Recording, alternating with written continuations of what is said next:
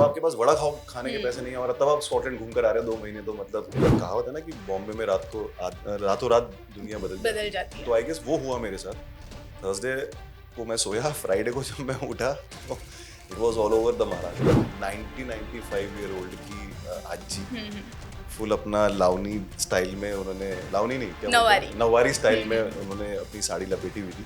और मुरारबाजी देशपांडे जी की जो कहानी है, पुरंदर फोर्ट की जो कहानी है, वो हर इंसान के दिल में बैठी हुई है। खंड वंड को गोली मारी, मैंने जैकेट उतारी, मैंने जोर से चिल्लाया मैं रोड पे, छत्रपति शिवाजी महाराज की जय। मैंने महाराज दिखाने का टाइम आ गया, आ जाओ आप। मैं उस कट करके वहां से वापस आ रहा था एंड मेरी बस नजर पड़ी वहां पे एंड फिर मेरे को वो इमोशनल हिट हुआ कि मैंने कहा यार जब ये एक्चुअल हुआ हो, फरजंद मेरे लिए ना शोले बन गई है।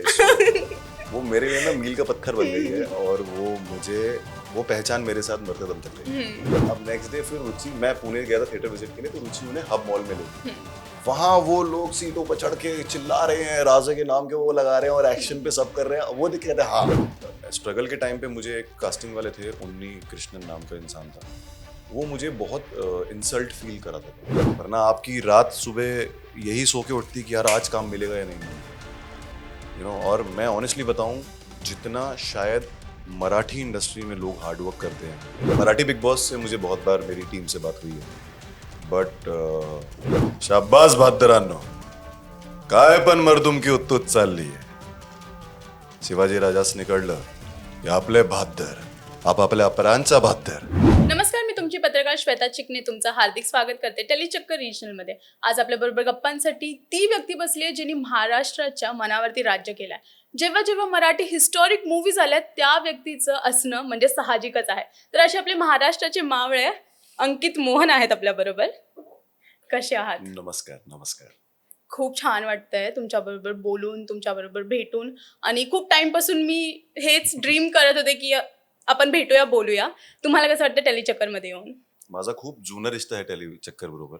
ते टेलीचक्कर हिंदी बरोबर, पण ते टेलीचक्कर मराठीवर मी पहिल्यांदा आलोय आणि सर्व पहिल्यांदा छत्रपती शिवाजी महाराज की जय असं वाटतंय, खूप स्पेशल वाटतंय गोइंग फॉर इंटरव्ह्यू आणि with Tellychakkar of course right feels nice. Right right आणि तुमच्या मी जर्नी बद्दल बोलू तर तुम्ही दिल्लीचे आहात आणि तुम्ही आता मुंबईमध्ये आता मुंबईकर झालात. राईट. आता मराठी माणूस आलोय. आता मराठी माणूस, पण तुम्ही दिल्लीमध्ये राहत होता. हो. पण जेव्हा फर्स्ट टाइम तुम्ही मुंबईमध्ये आला तो प्रवास कसा होता? कारण की नवीन सिटी, सगळेच नवीन लोक, तर तो प्रवास कसा होता आणि कसं सर्व्हायव्हिंग डिफिकल्ट होतं तुमच्यासाठी? सबसे पहला अगर मैं याद करूं तो मी मुंबईमध्ये आलो आणि माझ्या फ्रेंडला फोन केला मी की ते मला विचारला कुठे आहे तू, आणि मला काही माहिती नाही, मराठी लैंग्वेज नहीं पता थी, आणि ते बस स्टॉप होता आणि ते थांबा लिखा होता. मैं थांबा बस स्टॉप के पास खड़ा हूँ यार कहीं पे. अबे थांबा का मतलब रुकना होता है. रुकना होता है. I was like, अच्छा. So that was my first encounter with Maharashtra. And I think उसके बाद से तो मुझे ऐसा लगता है संघर्ष आप अपनी किस्मत में लिखवा के पैदा होते हैं. ठीक है, और मैं माफी चाहूंगा अगर मैं हिंदी में बात कर रहा हूँ. नहीं, कोई बात नहीं. और तो वो समय ना अपने आप वो संघर्ष आपके जीवन आपसे निकलवा लेता है. तो मुझे पहले ये भी नहीं पता था कि मैं कभी अपना घर छोड़ के बाहर निकलूंगा, बट जिस तरीके से सिचुएशंस बनी, सर्कमस्टांसेस चेंज हुए और मैं दिल्ली से बॉम्बे आया, तो बॉम्बे आने के बाद जैसे आपने बोला कि कि कुछ पता नहीं होता है क्या है, कैसे है, कौन है, अपना है, क्योंकि आप रोड पे निकले और सडनली हर इंसान आपके लिए स्ट्रेंजर है. राइट. और नो सपोर्ट, तो ऑफ कोर्स एक जर्नी बहुत लंबी रही है, बट मुझे ऐसा लगता है कि कहीं ना कहीं उस संघर्ष में शायद भगवान को ऑनेस्टी दिखी, जो उन्होंने मुझे छत्रपती शिवाजी महाराज के मावड़ों के कैरेक्टर्स दिए, ते माझ्यासाठी खूप खूप खूप अत्यंत आणि ते ब्लेसिंग आहे कि मी जब भी मैं कहीं जाता हूँ तो मुझे वो मावड़ा वाला प्यार मिलता है. और सबसे अच्छा मुझे लगता है जब मैं रायगढ़ जाता हूँ, रायगढ़ मुझे अपना घर लगता है, तो वहां जाता हूँ तो लोग इतना प्यार देते हैं कि उसमें से कुछ लोग भावुक होकर पैर वैर छूने लगते हैं. तो तब ऐसा लगता है कि यार वो जो संघर्ष था ना, आई थिंक वो लाइफ में जरूरी होना लिखा था. अगर वो नहीं होता तो आज ये नहीं होता. राइट. क्योंकि आपका पर्पस ऑफ लाइफ आपका स्ट्रगल ही आपको सिखाता है। या तो आप बिल्कुल गोल्डन स्पून से पैदा हो, या आपने पैर के नीचे रखा जमीन पे और मखमल बिछा हुआ है और आपके बाहर लोग खड़े हैं और गाड़ियां और घर और पैसा, वो एक अलग लाइफ है। बट अगर वहां तक, ऐसे नहीं कि वहां नहीं पहुंच सकते आप, वहां पहुंचने के रास्ते अलग है। आप कौन सा रास्ता चुनते हैं वो आई थिंक आपकी डेस्टिनी डिसाइड कर चुकी होती है। इट्स जस्ट दैट कि वो खेलती है आपके साथ, कि राईट. मैं ये कर सकता हूँ या नहीं कर सकता। नाही करू शकत. True true. आणि जसं तुम्ही म्हणलात गोल्डन स्पून बरोबर, पण ह्या इंडस्ट्रीमध्ये सर्व्हाइव्ह करणं डिफिकल्ट होऊन जातं जेव्हा गॉडफादर नसतो. आणि तुम्ही विदाऊट गॉडफादर ह्या इंडस्ट्रीमध्ये टिकला आहात आणि तुम्ही अजून आम्हाला एवढे सगळे छान छान प्रोजेक्ट देतात. पण ती व्हॅल्यू, ते बोलतात ना प्लेस, जागा आपली करायसाठी वेळ लागतो. ते कसं काय केलं तुम्ही? जैसे आपने बोला की गॉडफादर, माझ्या बरोबर पण एक गॉडफादर आहे आणि त्याचं नाव आहे राजे. राज आहे. गॉडफादर यार, मुझे लगता है कि ये थोड़ा एक मिथ है, हम्म. क्योंकि मैं जितने सालों से इंडस्ट्री में हूँ और मैं जितना हर्डल्स अगर देखे हैं मैंने, रिजेक्शंस देखी हैं, बट किसी ने मुझे काम मतलब दिया नहीं है ऐसे कि, क्योंकि मुझे मेरी पोटेंशियल को काबिल होना बहुत जरूरी है, मुझे काबिल होना बहुत जरूरी है। Right. मैं अगर फर्जंद नहीं की होती आज मैं यहाँ नहीं बैठा हूँ। तो आपके अंदर की जो फायर है ना, वो I think is your only godfather. क्योंकि आपको कोई रेफरेंस भी कर दे और अगर बुला भी ले और आप वहां जाके कैमरे के सामने उसको प्रेजेंट नहीं कर पाओ उस कैरेक्टर को, तो आई थिंक वो फिर किस बात का गॉडफादर।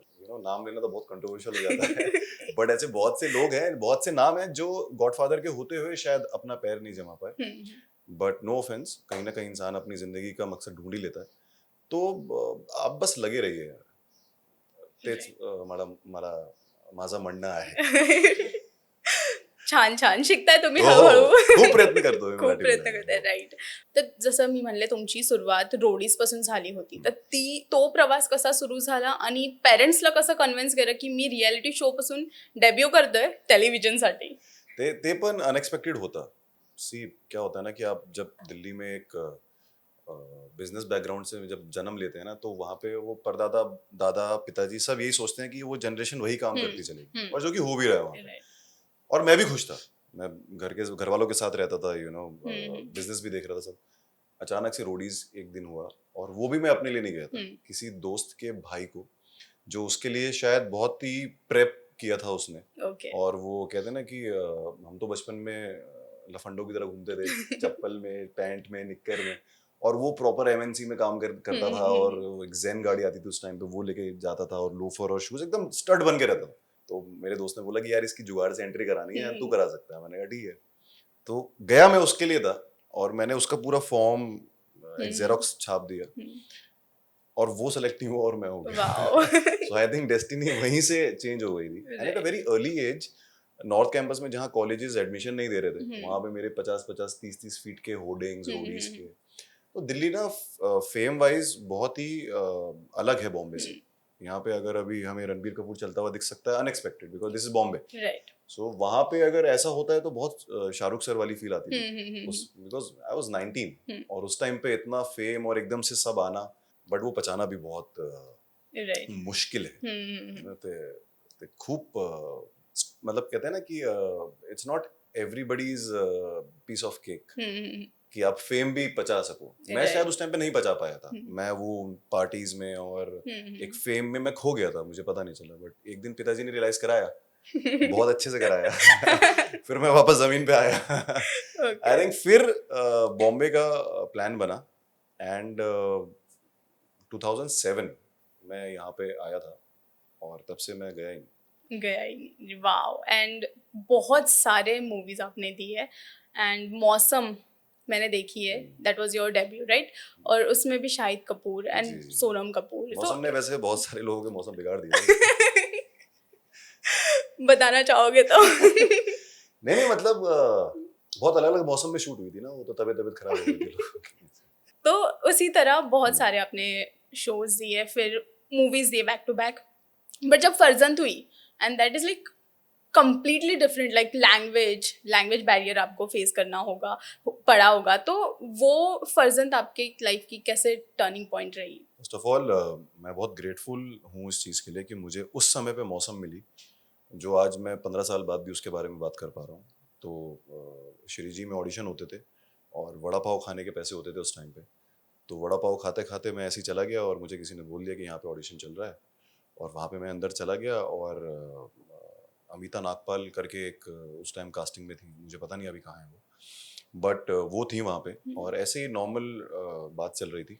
उसमें उन्होंने कब बीच में ऑडिशन ले लिया पता भी नहीं चला, एंड मैं सेलेक्ट भी हो गया उस चीज़ के लिए। तो मतलब जब आपके पास वड़ा खाओ खाने के पैसे नहीं है और तब आप स्कॉटलैंड घूम कर आ रहे हो 2 महीने, तो मतलब वो तो बड़ी मतलब बात फिर है, एक right. It's a blessing.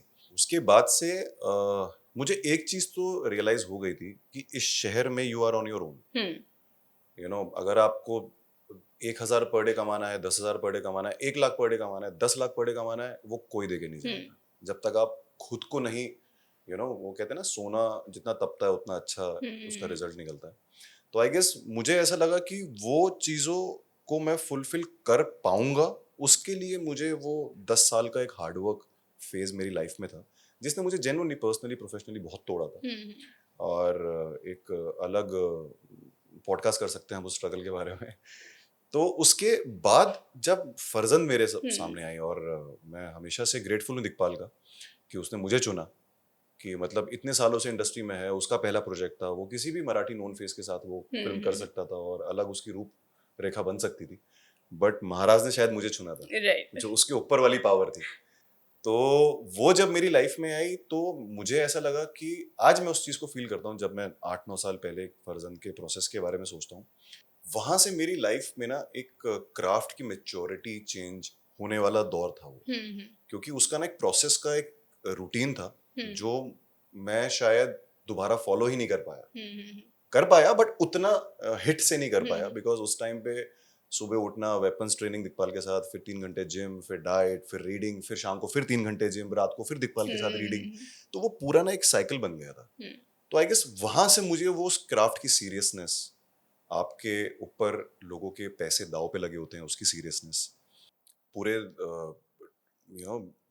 Team की एक एक्सपेक्टेशन होती है आपसे ज़्यादा, आपके जैसे यहाँ पे भी कैमरा टीम है, लाइट टीम है, जब आप बड़े सेटअप में जाते हो तो ज़्यादा लोग होते हैं, तो उन सबकी मेहनत को आप अगर लोगों के सामने जस्टिस कराना चाहते हैं कि हर इंसान उस प्रोजेक्ट से जुड़ा हुआ कितनी मेहनत कर रहा है, तो आई गेस मुझे वही एक मोटिवेशन थी कि मैं नॉन महाराष्ट्रन हूँ और यहाँ पे और सारे दिग्गज एक्टर, मतलब मुझे नहीं लगता वैसी स्टारकास्ट दोबारा आई है। मृणाल मैम थी, प्रसाद सर थे, चिन्मय सर थे, अजय पुरकर थे, हरीश था, अपनी मृणाल थी, कितने सारे लोग थे, और खुद दिक्पाल जो मतलब खुद महाराज का बहुत बड़ा भक्त है।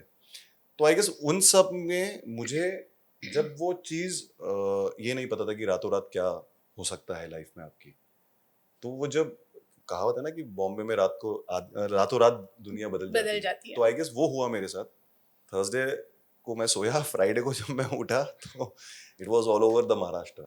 सो आई वाज, मतलब मैं अभी भी ठंडा पड़ जाता हूँ जब मैं उस मोमेंट, उस क्षण के बारे में सोचता हूँ, क्योंकि वो लाइफ में दोबारा आएंगे और बहुत खूबसूरती के साथ आएंगे, बट वो जो एक पहला हिट होता है ना, लाइक किसी भी, अगर विराट की पहली सेंचुरी होगी ना, और एक बच्चा जब पहली बार चलता होगा, तो आई गेस मुझे वो न्यू बॉर्न बेबी वाली फील आई, क्योंकि सबने इतनी प्यार से मुझे संभाला। और अगर मुझसे कहीं, क्योंकि मुझे महाराज के बारे में नहीं पता, उनकी प्रख्यातियां नहीं पता थी, उनकी अचीवमेंट्स, उनका सैक्रिफाइस मतलब इन द डेप्थ नहीं पता था, बट सबने बहुत ही खूबसूरती से मुझे, एक कहते हैं ना कि एक नर्चर किया मुझे सबने मिलके, और वो तब से लेके अब तक मैं उस हर इंसान का शुक्रगुजार हूँ जिसके साथ मैंने इस महाराष्ट्र में मराठी फ्रेटर्निटी में जुड़ के कुछ सीखा है। मगर मैं मराठी भी बोलनी जानता हूँ, बट वो ऐसा होता है कि वो ट्रांसलेशन में टाइम निकल जाता है, और जब भी मैं मराठी लैंग्वेज पे वर्क करता हूँ तब कोई हिंदी प्रोजेक्ट आ जाता है, अभी हिंदी पे काम कर रहा हूँ तो मराठी।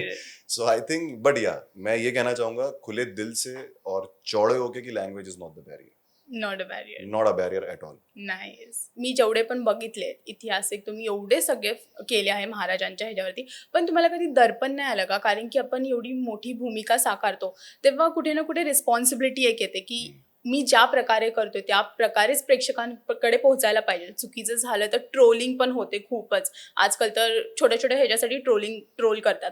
तर ते दर्पण तुम्ही कसं टॅकल केलं की काही झालं तरी 100% द्यायचंय, पुढे जे होईल ते बघून घे? आई थिंक फर्जंद के बाद मुझ में वो आत्मविश्वास भर गया था क्योंकि इतने लोगों का प्यार, मतलब मेरा बेस्ट कॉम्प्लीमेंट मुझे एक आज भी याद है। पुणे में हम थिएटर विजिट करने गए थे और बहुत क्राउड था। और एक मतलब मैंने अपने पहले भी एक दो इंटरव्यूज में बात बताई है, किस्सा। एक बहुत ही 40-50 साल का आदमी था, वो अपनी मदर के साथ आया था एंड वो पूरी भीड़ में से मेरी तरफ आ रहे थे, तो मैं उनको अपने पास लिया मैंने। और उन्होंने मुझे बोला कि मेरी माताजी 15 साल बाद थिएटर पे फिल्म देखने आई हैं देखने आए, और वो आपसे कुछ कहना चाहती हैं। मुझे समझ नहीं आया कैसे रिएक्ट करूं। मतलब मैंने जिंदगी भर अपनी दादी के साथ ही मस्ती करी है, बाकी दादियों के साथ मुझे पता नहीं कैसे बिहेव करा जाता है, और वो इतना प्यार देने आ रही है। तो मैंने उनका हाथ पकड़ा और उनके फादर बोले कि ते हिंदी मानो से, तो कहती है मला माहिती है। तो ऐसे उन्होंने इतनी प्यार से मुझे हाथ पकड़ा, मुझे कहती है बेटा अब एनर्जी आई है। अब एनर्जी आई। मुझे लगा भाई ये आई विश मैं उस मोमेंट को फ्रेम कर सकता, अगर कोई मेरी फोटो खींच लेता उन दोनों के साथ और वो लाइफ लॉन्ग मेरे साथ रहती। ऐसा ही एक और, मैं एक पुणे में एक एल्बम शूट कर रहा था और शनिवार वाड़ा और उसके आसपास के एरियो में हम थे, तो वहां पे मैं एक सॉन्ग शूट कर रहा था और पोतराज होते हैं ना, जो एक ड्रेस पहन के आते हैं और वो जो स्टिक वो हंटर टाइप का जो करते हैं उनके ऊपर थी वो, तो वही गेटअप था मेरा पूरा। मैं शूट कर रहा हूँ और मुझे जमीन पे लेटना भी था, सॉन्ग शूट था, बहुत भीड़ थी। अब यकीन मानना, एक 90-95 ईयर ओल्ड की आजी फुल अपना लावनी स्टाइल में, उन्होंने लावनी नहीं क्या नवारी नवारी स्टाइल में उन्होंने अपनी साड़ी लपेटी हुई थी और वो हाथ में पानी का गिलास ऐसे उनके था और मैं जमीन पे बैठा हुआ था। नेक्स्ट शॉट डिस्कस चल रहा था, वो मेरे पास आई और वो उन्होंने अपनी साड़ी से मेरा ऐसे मिट्टी पोंछी एंड ले पानी पी। वाओ। मैंने कहा भगवान किस किस रूप में आप दर्शन दोगे। राइट। यार एक अनजान शहर में इतना प्यार मिलना, मुझे नहीं लगता कि, मतलब I don't know how to phrase it, but मुझे ऐसा लगता है कभी कभी कि शायद यही मेरे जीवन का पर्पस था। मुझे इतने लोगों का प्यार मिलने वाला है तो उसके लिए मुझे बहुत मेहनत करनी, बहुत मेहनत रही। चाहे आप फर्जंद ले लीजिए या फिर उसके बाद फतेह शिकस्त में येसाजी ले लीजिए, आणि ते नंतर पावनखिंडचं रायाजी, ते लास्ट सीन ते भाला जो ते मारते हैं ते खूप फेमस झालंय, ते खूप मिलियनचे मीम उसके आए हैं बाहेर। आणि त्याचं नंतर मुरारबाजी ते येणार आहे यावर्षी, आणि त्याचा रोल आणि त्याची प्रैक्टिस वो मुझे फिर से 8 साल पहले वाले फर्जंद के प्रोसेस में ले गई थी, बिकॉज वो एक और बड़ी जिम्मेदारी थी। मैं ऐसा नहीं कह रहा कि फर्जंद छोटी जिम्मेदारी थी, बट जब आप स्टेप बाय स्टेप आगे बढ़ते हैं तो आपकी रिस्पॉन्सिबिलिटी का भार बढ़ जाता है, वजन बढ़ जाता है। और मुरारबाजी देशपांडे जी की जो कहानी है, पुरंदर फोर्ट की जो कहानी है, वो हर इंसान के दिल में बैठी हुई है पुरंदर की, क्योंकि उनका सैक्रिफाइस बहुत दर्दनाक था। और उसके प्रोसेस के लिए मुझे जब भी कोई फिल्म मिलती है मैं अपनी स्क्रिप्ट महाराज के पास जरूर लेके जाता हूँ दर्शन कराने। तो मैं वहाँ भी गया था फिल्म से पहले, और मैं मुरारबाजी की जो समाधि है, उनका किंजवड़ी गांव जो है, वहाँ भी गया था मैं, और वहाँ पे मैंने उनसे प्रार्थना की कि हो सके तो बस मेरे साथ रहिए। आप यकीन मानना श्वेता, मैं फिल्म के स्टार्ट के प्रोसेस से मैंने घर छोड़ दिया था। मैं बाहर कहाँ रह रहा था किसी को नहीं पता था पुणे में। फिर वहीं पुणे में हमारा शूट स्टार्ट हो गया एंड शूट के बाद it was last day of the shoot, और मुझे ऐसा लग रहा था मैं कुछ मिस कर रहा हूँ सीन में, पता, और बहुत हैवी सीन भी नहीं था बिकॉज हम सब शूट कर चुके थे। तो कभी भी ऐसा होना तो बस हाथ जोड़ के उनसे प्रार्थना करना कि मैं आपका किरदार निभाने जा रहा हूँ, please be with me, just please by my side. और मैंने हर प्रोजेक्ट में बिल्कुल अपने साथ वो एनर्जी फील की। मतलब मैंने महाराज के मावड़ों के जितने सीन करे होंगे ना, आप यकीन माना टफ से टफ सीन में मैंने वो हाथ अपने यहाँ पे महसूस किया। वाओ। मतलब मैं क्रैक फिल्म का एक किस्सा बताता हूँ। हम पोलैंड में शूट कर रहे थे, रात को ठंड थी और सबने 3-3 4-4 जैकेट ली हुई थी, और मेरे अनफॉर्चुनेटली मैंने सैंडो का मेरा सीन था उसमें, एंड विद्युत के साथ सीन था, और हम सब कर रहे हैं, प्रेप कर रहे हैं, सीन कर रहे हैं। रात को 4 बजे ठंड डबल हो गई है, लोगों के मुंह से ऐसा लग रहा है हर कोई सिगरेट पी रहा है, इतना धुआं निकल रहा है, और मतलब सबकी बजी पड़ी थी। और मैंने एक टेक किया तो मेरे से हो नहीं पाया वो, तो आदि सर ने बोला कि नहीं यार अंकित आ नहीं रहा। मैंने कहा भाई अब तो हेडक्वार्टर जाना पड़ेगा। मैंने ठंड वंड को गोली मारी, मैंने जैकेट उतारी, मैंने जोर से चिल्लाया मैं रोड पे, छत्रपति शिवाजी महाराज की जय। मैंने महाराज दिखाने का टाइम आ गया, आ जाओ अब। ओ भाई उसके बाद वाला one take, so you know एक कनेक्शन मुझे फील होता है। लोगों को शायद पता नहीं बिलीव हो इस बात पे नहीं हो, बट मैं कहीं भी अटकता हूँ ना, आई थिंक ये शिकवण बोलते हैं ना मराठी में, ये महाराज की चीजों से सीखनी चाहिए हर इंसान को।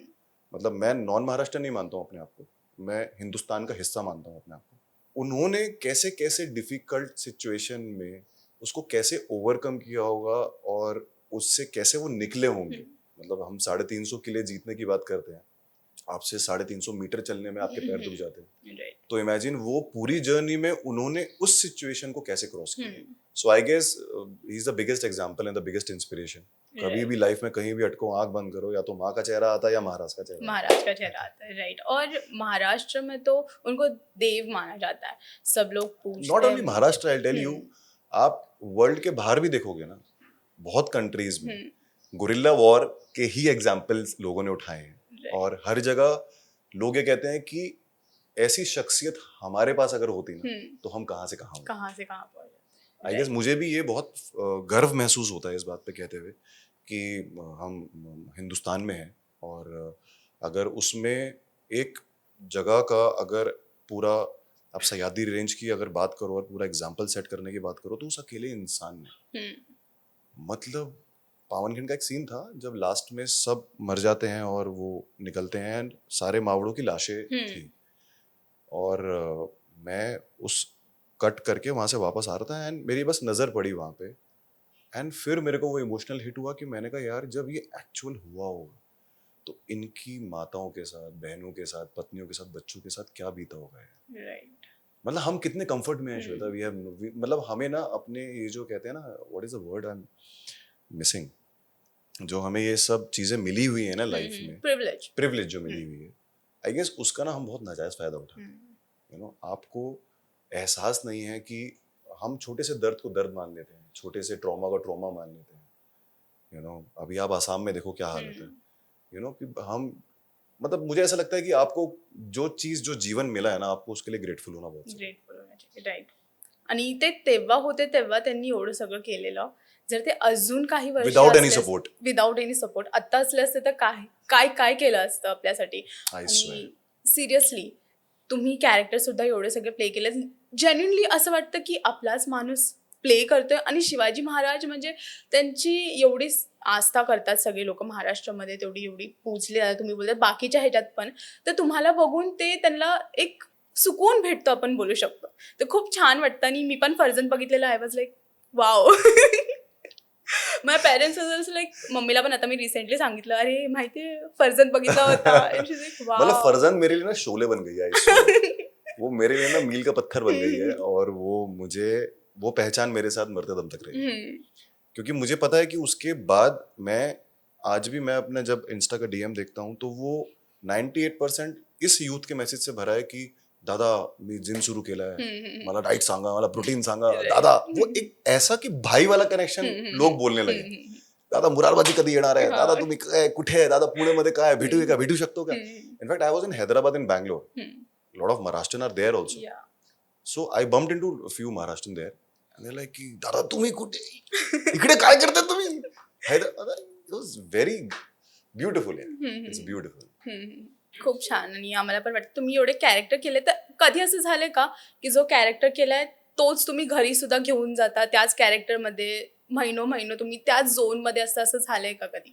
इसका ऑपोजिट होता है मेरे साथ। व्हाट आई फील, मेरे साथ क्या होता है कि मैं कहीं ना कहीं उस किरदार में अंकित को ढूंढने की कोशिश करता हूँ, चाहे उनके वो कोई भी फैक्टर्स हो लाइफ के, चाहे वो पर्सनैलिटी का ले लो, या चलने का ले लो, या हाव भाव का ले लो, या बात करने का ले लो, या ह्यूमैनिटी का ले लो, किसी भी चीज से जितना हो सकता है मैं कहीं ना कहीं उससे, अगर वो मेरा जब तार जुड़ जाता है ना, तो फिर मेरा वो वाईफाई कनेक्शन पूरा स्ट्रांग हो जाता है, राइट। सो देन फिर मैं उस कैरेक्टर को घर लेके नहीं आता हूँ, मैं अपना घर ही उस कैरेक्टर में ले जाता हूँ, अपना खुद को ही ले जाता हूँ, अपना सर्वस्व, यू नो, समर्पण करने वाली जो बात होती है, I guess that's the end of everything, you have to go all in. मतलब आप ये नहीं सोच सकते कि यार मैंने अगर इतना बड़ा काम करा है तो ये काम मैं करूं या नहीं करूं, या फिर और उससे बड़ा काम होता है। आप यकीन मानना, मैं महाराष्ट्र में मराठी फिल्में करने के बाद जब मैं दिल्ली गया ना, तो वहां के लोग शॉक में थे कि साले तूने कब ये मराठी सीख ली।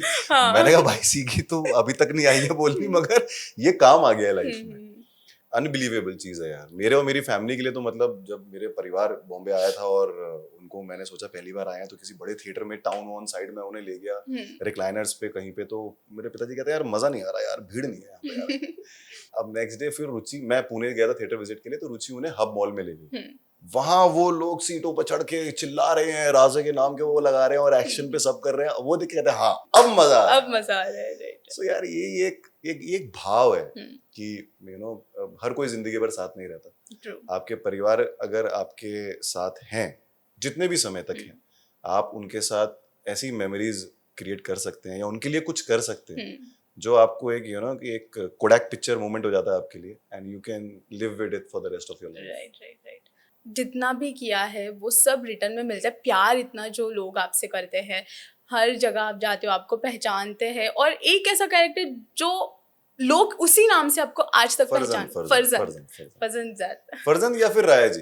राया जी, ओके। क्योंकि मुझे ऐसा लगता है कि पावनखिंड मतलब फरजंद मेरे ख्याल से शायद 1 साल का बच्चा था, तो पावनखिंड 10 साल वाला बच्चा था। वो मैच्योरिटी का एक ग्राफ बड़ा था, और वहां पे वो राया जी बांधल के सैक्रिफाइस लोगों तक सामने नहीं आए थे बिकॉज पावनखिंड से हमें सिर्फ बाजी प्रभु जी पता थे। तो बांधल सेना ने उनके लिए क्या सैक्रिफाइस सपोर्ट किया था वो उस टाइम निकल के बाहर आया। और आई थिंक एंटरटेनमेंट एक इतना ब्यूटीफुल सोर्स है जिससे आप तक अवेयरनेस आती है। मुझे तो लगता है कि आजकल के बच्चे टीवी देखने के लिए लोग मना करते हैं, बट ठीक है दिखाया करो यार, अगर नहीं देखेंगे तो सीखेंगे कैसे, समझेंगे कैसे। आज भी अगर कुछ फैमिलीज आके बोलती हैं कि थैंक यू हमें वो चीज दिखाई, महाभारत दिखाई, ये दिखाया वो दिखाया, ताकि उसके बाद हमारे बच्चे हमसे आके सवाल करते हैं कि अच्छा ये, आप यकीन मानना मैंने अभी शूट किया था उसमें 4 साल की बच्ची, मैंने वो इंस्टा पे पोस्ट भी की थी, वो मिलियंस में गई है, वो 4 साल की छोटी बच्ची को शिव गर्जना आती थी। वाओ, हाँ मैंने देखा, 4 साल की छोटी बच्ची, मैंने देखा, आप भी उसके साथ हाँ, और मैंने उसे कहा कि अपन रिकॉर्ड करूँ यार, कहती हो दादा, हो सर करूँ, मैंने चल, और उसके साथ खड़े होकर मैं वो कर रहा हूँ, और अनबिलीवेबल यार। आई विश ये मैं अपनी जनरेशन में पास कर पाऊँ चीज़ें, क्योंकि मैं दिल्ली से हूँ, दिल्ली मेरे अंदर है, बट इस शहर के 20 साल ने शायद मेरे आने वाले जिंदगी के 70 साल सुधार दिए, राइट। मतलब मैं शायद इस मुकाम पे खुद को नहीं, ऐसा नहीं कह रहा मैं नहीं देखता था, बट कभी विजुअल नहीं किया कि इतना लोगों का प्यार मिले। और वो अब जब मिलने लगा है ना तो थोड़ी घबराहट भी बढ़ जाती है कि कभी किसी वजह से आपसे गलती से कोई ऐसी गलती ना हो जाए जो आपकी इतनी करी हुई मेहनत पे पानी फेर दे। राइट। और रिजेक्शन खूप फेस करावे लागतात, खूप जास्त फेल्युअर्स, रिजेक्शन, कारण की कधी कधी असं पण होतं की प्रोजेक्ट भेटतो, साईन केला, बट तरीही रिप्लेस होतात. तर असा कुठला किस्सा तुमचा असेल तर? स्ट्रगल टाइम मध्ये माझा बरोबर एक डायरी होती, जेव्हा मैं लिखत होतो की आज कुठे गेलं, हो काय रिझल्ट, रिजेक्ट आज कुठे, इकडे, हो काय रिझल्ट, रिजेक्ट.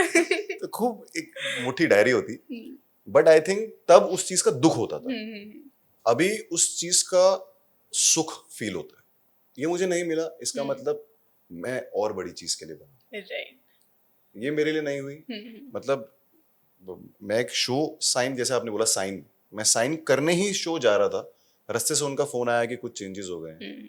और वो चेंज के बाद जब मैं घर आया और अगले दिन मैं क्रैक फिल्म की मीटिंग के लिए जा रहा था, तो अगर मैं वो साइन हो जाता मेरा, तो ये बड़ी चीज लाइफ में नहीं हो पाती. सो आई थिंक जो नहीं होता है ना, अच्छे के लिए होता है. सो तेच रिजेक्शन तर आपण म्हणलो, पण तुमच्या लाईफचा टर्निंग पॉइंट काय होता? एक कुठेतरी असं एक मुमेंट येतो जेव्हा आपण स्टक होऊन जातो लाईफमध्ये, पण त्याच्यानंतर जे होतं ते एकदम टर्निंग पॉइंट असतो, एकदम लाईफ चेंजिंग मुवमेंट असतो. तर तुमच्यामध्ये तो कुठला होता प्रोजेक्ट? मुझे ऐसा लगता है टर्निंग पॉइंट आपकी लाइफ में आते ही रहते हैं. हाँ, ऐसा कोई भी मोमेंट नहीं होता जो आपको लगेगा परफेक्ट है, ऐसा नहीं होता. स्ट्रगल के टाइम पे मुझे एक कास्टिंग वाले थे, उन्नी कृष्णन नाम का इंसान था, वो मुझे बहुत इंसल्ट फील कराता था कि मैं ऑडिशन ले रहा था, तो वो स्क्रिप्ट के बीच में मुझे बोलता था हाँ हो गया चल चल चल चल. तो एक दिन मैंने पूछ लिया, मैंने कहा भाई क्या परेशानी है आपको? कह रहे जो तू मंडलियों के साथ घूमता है ना दोस्तों की और ये सब कर रहा है, मुझे कोई इससे तकलीफ नहीं है, मगर अगर इन्हीं सब चीजों के लिए, अगर मुझे पता नहीं उसने मुझे क्यों समझाया, अगर इन्हीं सब चीजों में रहना है तो फिर तू क्राफ्ट पे तो काम कर ही नहीं पाएगा, और तेरा क्राफ्ट मुझे सेम लग रहा है इसलिए मैं उसको रोक देता हूँ. मैंने कहा यार ये तो थोड़ी समझदारी वाली बात की है किसी ने. तो क्या करूं अब, इनका साथ छोड़ूं, क्योंकि रास्ते नहीं पता होते थे ना, आपको किस स्टूडियो में जाना है, कहाँ ऑडिशन के लिए जाना है. वो कास्टिंग वाले के साथ जब मेरा कुछ 6-7 महीने बाद इंटरेक्शन हुआ, तो ही पुल्ड मी आउट एंड उसने मुझे बोला कि तू नगीना बन गया, जड़ने की देर है।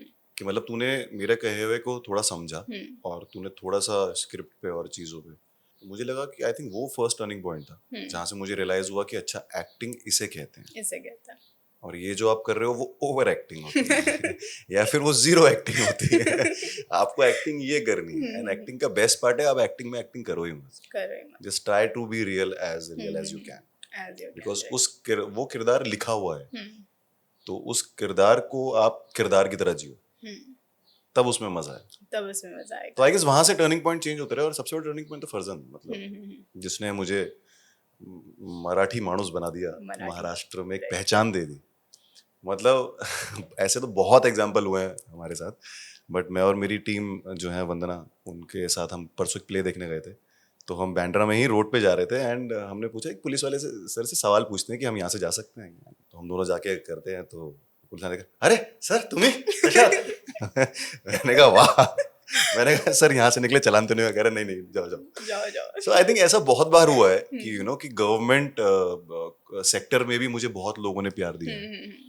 ऐसे बहुत से लोग हैं जो सिर्फ फिटर्निटी को मैं शायद लास्ट नंबर पे रखूंगा, बट जो लेमैन है और जो महाराष्ट्र का लोकल आदमी है ना, जो गांव से जुड़ा हुआ है, जो जमीन से जुड़ा हुआ है, उसका प्यार मतलब बेशुमार है।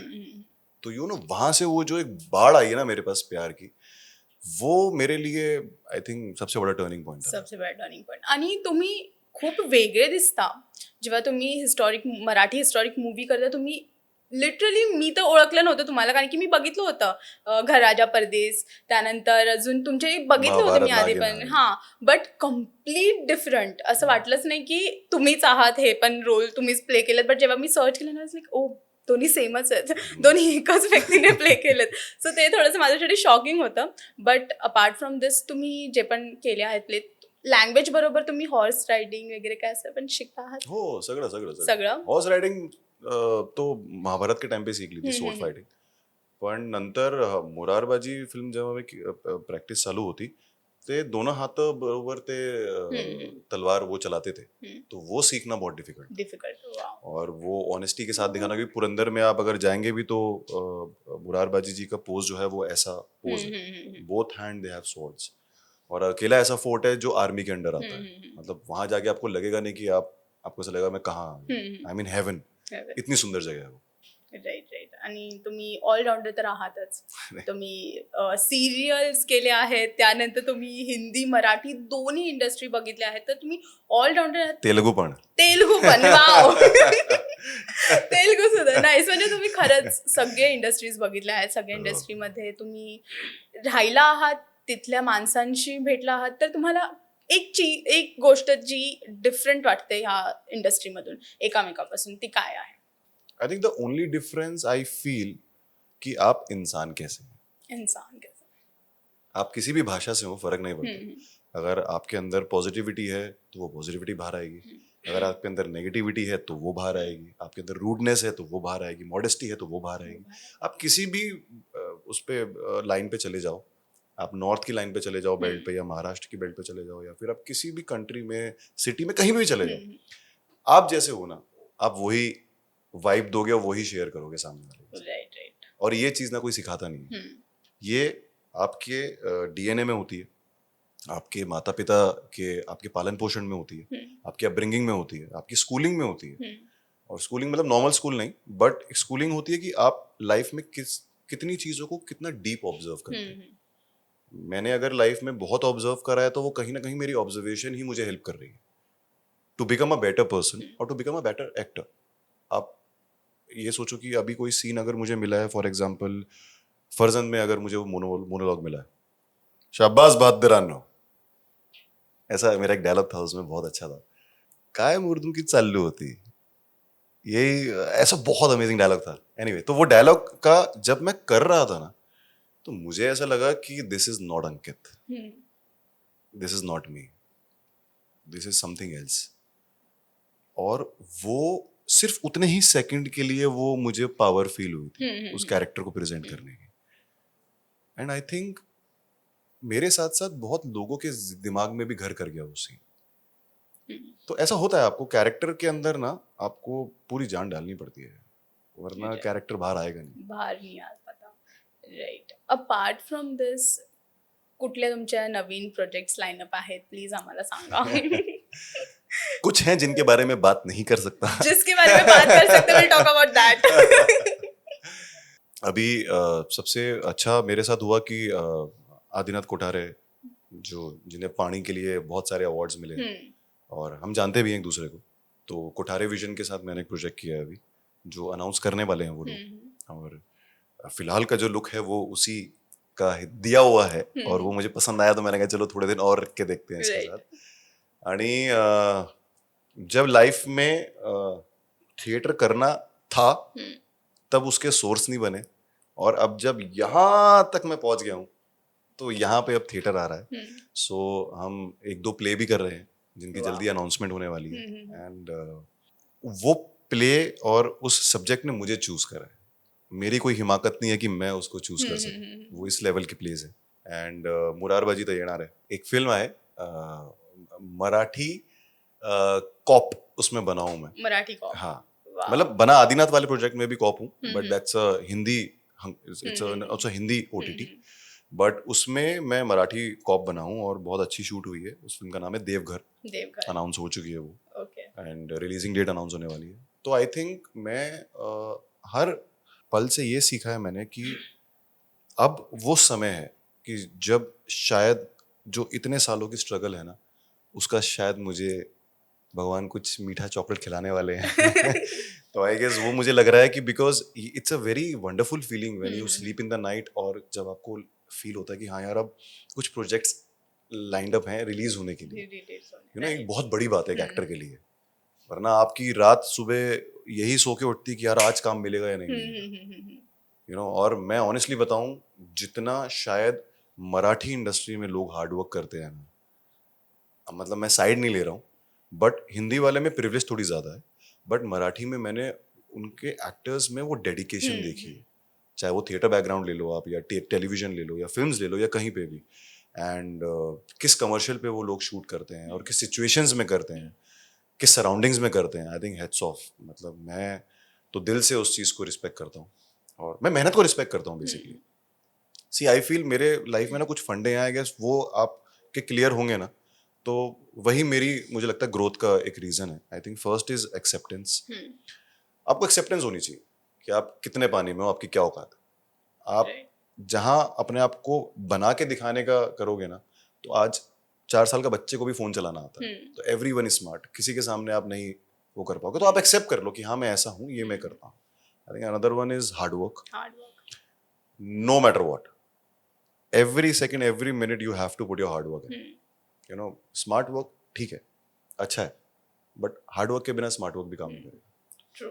I think the fourth is become selfish. वो मेरे लिए क्या सोच रहा है, वो मेरे लिए क्या सोच रहा है, ये मेरे को कैसे देख रहा है, मुझे बीप फर्क नहीं पड़ता. डजंट मैटर यार. मतलब अब मैं ऐसा हो गया हूँ. मतलब हर, जैसे कहते हैं ना, हर 50 किलोमीटर के बाद भाषा बदलती है. तो आई गेस मेरी लाइफ के हर 5 साल ने मुझे चेंज किया है, और अभी वाले ने जितना चेंज किया है मुझे लाइफ लॉन्ग के लिए बदल दिया है. तो उसमें मैं ये कहना चाहूँगा कि सेल्फिश हो जाएगा. सेल्फिश हो जाओ. मुझे अपने आप को देखना है, मुझे अपने परिवार को देखना है, मुझे अपने लोगों को देखना है, मुझे अपनी मेहनत देखनी है, मुझे अपना खाना पीना देखना है, मुझे सिर्फ अपना देखना है. मुझे ऐसा लगता है लाइफ में ना एक पॉइंट आता है जब आपको अपनी गिविंग्स पे ना थोड़ा सा होल्ड लगाना चाहिए. मैं ऐसा हूँ तो मैं मेरे माता पिता की वजह से और उनके पूर्वजों की वजह से और उस फैमिली की बेल्ट की वजह से. बट एक समय आता है कि आपको ऐसा लगता है कि यार मेरी गिविंग्स ना शायद वेस्ट जा रही, चाहे वो पर्सनली हो या प्रोफेशनली हो, कैसे भी हो. तो उन पे आपको होल्ड लगाते हो ना, तो आपको सेल्फ रियलाइजेशन होती है कि हाँ मैं यहाँ सही नहीं जा रहा था. मैं अच्छा कर रहा था, बट मेरा अच्छा करना अगर मेरे हित में नहीं है तो मुझे उतना अच्छा करने की जरूरत नहीं है. राइट. यू नो, सो वो एक सेल्फिश होना बहुत जरूरी है आपको अपने लिए. And I think just be honest. I know honesty होना रखना बहुत डिफिकल्ट है. हम छोटी छोटी चीजों में झूठ बोलते हैं. हाँ बस पहुंचा 5 मिनट में, होगा 20 मिनट दूर, आया बस पहुंच गया. अरे तूने नीली शर्ट पहनी है ना, समझ रहे हो. तो हर चीज एक बहुत आम हो गई है हमारे लिए आजकल. बट जितना ऑनेस्ट रह सकते हो, मुझे ऐसा लगता है कि जब आप मंदिर में या कहीं पे अपने किसी भी वर्शिप प्लेस पे अगर खड़े हैं, तो जिस भगवान के सामने आप खड़े हैं, आप उससे ऑनेस्ट हो जाओगे। आई थिंक दुनिया में आपको किसी को प्रूव करने की जरूरत नहीं है अपने आप। You just be honest to them, and उस ऑनेस्टी से एक कनेक्ट अलग फील होता है। मुझे बहुत बार ऐसा लगता है कि मैं मूर्तियों से बात करता हूँ, मैं अपनी चीज़ें डिस्कस करता हूँ। मतलब मुरारबाजी की स्क्रिप्ट मैंने अगर वर्कशॉप करी है तो मैंने इस्कॉन मंदिर में बैठ के करी है। मैं किसी बड़े नाम के पास नहीं गया कि आप मुझे सिखाइए, क्योंकि मुझे ऐसा लगता है कि वो भी सीख सीख के वहां तक पहुंचे हैं, तो मुझे खुद ही सीखना पड़ेगा। मुझे किसी और से सीखने की जरूरत नहीं है। मैं भी ट्राय करूंगी ऑनेस्ट। और हाँ, फिटनेस फ्री होना बहुत जरूरी है। कधी रियालिटी शोज तुम्हाला ऑफर झाले आहेत? रोडीज तर झालं, apart from that big boss आहे, खतरो आहे, किती काय काय, बिकॉज फिटनेस तुम्ही नहीं, बोललात. मराठी बिग बॉस से मुझे बहुत बार मेरी टीम से बात हुई है, बट मैं जब भी उनके बारे में सोचता हूँ तो कोई ना कोई प्रोजेक्ट आ जाता है। तो ऐसे प्रोजेक्ट अप्रोच हुए हैं और होते रहते हैं। हाँ, मगर शायद भगवान ने कुछ और लिखा हुआ है, तभी उस टाइम पे मैं कोई काम कर रहा होता हूँ। मतलब मेरा ना एक मानना है श्वेता कि आप एज एन एक्टर, जब मैं अगर व्हेन आई टर्न 80 इयर्स ना, तो I want to see a wall of my own pictures with a different character, and every character I want to look different. So ना एक ईट, हर कैरेक्टर की एक ईट मैं चाहता हूँ अपने घर पे देखने के लिए। तो आई गेस वो पॉसिबल हो रहा है यार। हो रहा है, राइट, हो रहा है। मतलब अगर मैं अपने 10 किरदार के फोटोज अगर देखूं तो वो हर पीछे वाले से अलग है, और आई गेस वही मेरा ड्रीम है और उसी ड्रीम के साथ मैं चलता हूं। Right, nice. बट आवडतं रियालिटी शोज बघणं, त्यानंतर जर अरे भाई, मैं कैमरे के सामने एक चीज बोलूंगा। जो इंसान ये बोलता है ना कि मैं कुछ नहीं देखता, जैसे मैं लोगों के साथ बैठता हूँ, अरे मैंने तूने ये शो देखा? हाँ, कौन देखेगा? सबसे छुप छुप के वही देखता है भाई, मैं बता नहीं सकता। मैं शूट कर रहा था, मैं एक्टर का नाम नहीं लूंगा, मुझसे उसने बोला कि अरे नहीं, कौन देखे यार ये शो, टाइम कहाँ है किसके पास? मैं तो ये वाली फिल्म मैंने कहा, वेंडी के बाजू वाले डोर से लड़ने की आवाज आ रही थी फोन में से। मैंने अच्छा तो वो वाला सीन देख रहा है क्या? सब देखते हैं यार, इट्स फन। फ्लेक्स करते कि मैं नहीं देखता, ये कौन देखता है, मैं हॉलीवुड सीरीज देखता हूँ, ये सब आई ऐसे फ्लेक्स स्वेयर, करते हैं. रिलैक्सो की चप्पल में घुमा हुआ, मगर हॉलीवुड सीरीज देखता हूँ। Good good. आता जाता जाता फक्त एक डायलॉग मराठी जो तुम्हाला कायम लक्षात राहील, तर तो ते फर्जन मधला होता, तो मैं उसको याद कर रहा था. शाब्बास बहादरांनो, काय पण मर्दुमकी उत्तुत चालली आहे. शिवाजी राजासने कळलं की आपले बहादर आपापल्या अपरांचा बहादर नाइस.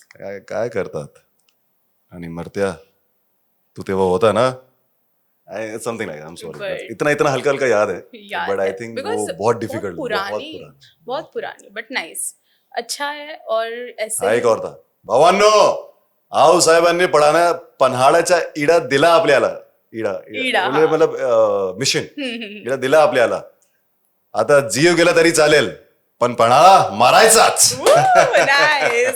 थोड़ा थोड़ा याद है, अच्छा है. और ये सारे लर्न किए हैं आपने, वो देख के लगता ही नहीं. मतलब हनुमान चालीसा की तरह मैं डायलॉग्स को कोशिश करता हूँ कि मेरे लाइफ में आ जाए. नाइस, बहुत अच्छा लगता है. और ऐसे ही हमें बहुत सारे और मूवीज दो. लास्टली फॅन्स के लिए स्वीट लवली मेसेज. तुम्ही तुमचं प्रेम असंच ठेवा माझ्यासाठी, आणि माझे जलवा बरकरार कायम रखणार. वाव, नाइस, लवली लवली. खूप छान वाटलं तुमच्या बरोबर गप्पा मारून. लवकरच भेटूया. बिफोर दैट मैं टेली चक्कर मराठी के लिए दिल से कुछ लाया हूँ, and I really want you to please open. Okay, let's see what's in this. जो मुझे ऐसा लगता है कि शायद अच्छा लगे. ओ वाव, खूप सुंदर. शिवाजी महाराजांची मूर्ती. नाइस, खरंच खूप छान, खूप छान. Thank you so much, thank you so much. धन्यवाद आपको और पूरी टीम को. और मैं लोगों से ये कहना चाहूँगा कि बस मेहनत करते रहो, प्यार बांटते रहो, और जिसको जहाँ ज़रूरत लगे ना, वहाँ आप खड़े रहो, एक पेड़ की तरह. क्या होता है ना, एक पेड़ में फल लगते हैं, पौधे लगते हैं, फूल लगते हैं, सब चीज़ लगती है, लोग तोड़ते हैं, वो लेके चले जाते हैं, बट वो पेड़ उसको बनाना नहीं रोकता है. So I guess you become that tree, कि आप अपने लिए अच्छे रहो और सबके लिए अच्छे रहो. थँक्यू. नमस्कार, माझं नाव अंकित मोहन, आणि तुम्ही पाहता मला टेली चक्कर रिजनल मध्ये.